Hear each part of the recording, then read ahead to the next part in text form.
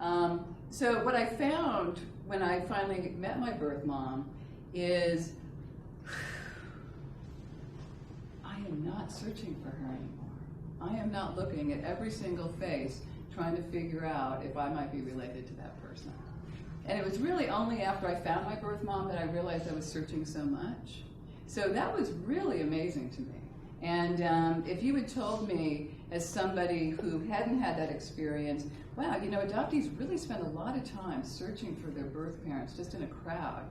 You know, some therapists would say, well, is that person psychotic? You know, they're having these sort of delusions. That's why I think it's important to know adoption issues and to know what's sort of normal for those who live in adoption, because adoption is really kind of an interesting situation, isn't it?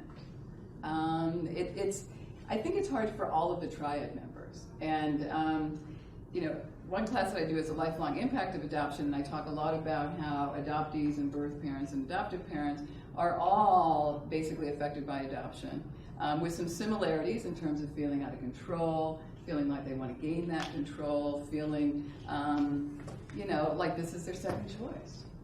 You know, adoption doesn't happen because things are going well. Adoption happens because there's a crisis.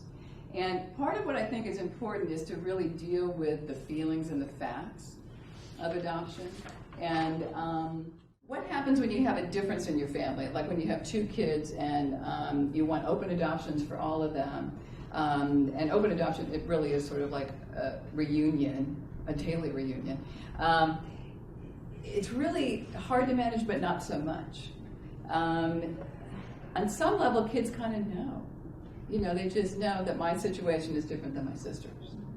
And one of the things that you can do with kids is if you want them to have something that they can't have, whether it's meeting their birth parent, whether it's having a visit, whether it's having an ice cream cone, whether it's having their own room, whether it's watching a TV show, you know, you talk about it and you tell them that you heard them. You know, okay, I hear that you want to watch that TV show, but right now we need to do this. I hear that you want to meet your birth mom.